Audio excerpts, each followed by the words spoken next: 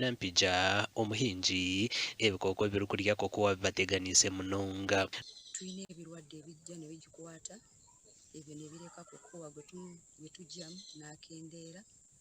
Tulina emiti egyo giraba nagyo bwe giba nga giruddewo kati nga nze ndi mulimi naye nagula buguzi omusirye osanga emiti egyo gikuze nga tegikyaleeta kooko bulungi. Nampija nayo ngeragera munangwa kuba rukumarana n'okusharura enjura nebateganisa munonga ombwire bw'okujanaka. Osanga ng'omusana tegwaka kati ate kooko bw'ebanga omusi tefunye musana bulungi era bw'ogitwala mu katale okugitunda ofuna ekizibu kubanga oyinza okusangasangana nga kooko efunye mold.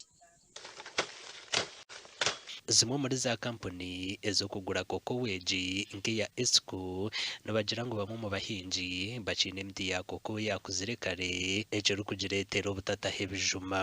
Majority of the cocoa trees were planted in early 90s. So the trees which were planted in 70s and 80s, of course, are reaching the apex of maturity, the apex of getting low yields.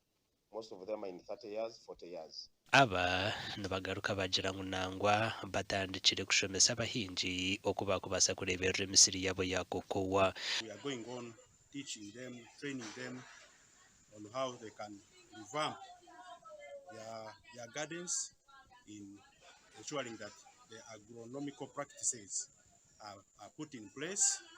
We teach them how to weed, prune, then mulching their gardens. So what we are doing right now is to rejuvenate.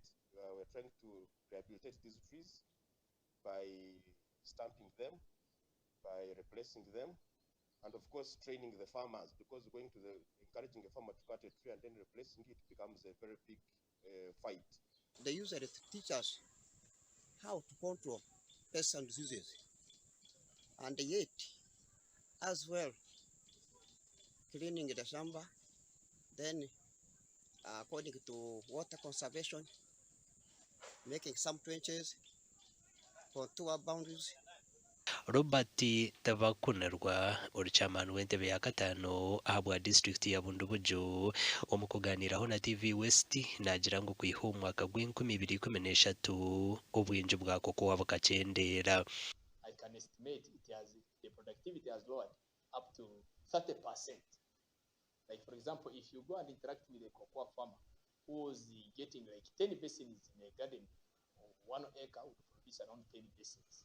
But now when you ask such a person, just getting given not even 3 basins. Obwa hati abantu bagira ngu entaasya yabicendiire ahabwo kugira ngu babiire nibabisibwaho kokowa. Amakuru agagashakwa Gilbert Muhanguzi.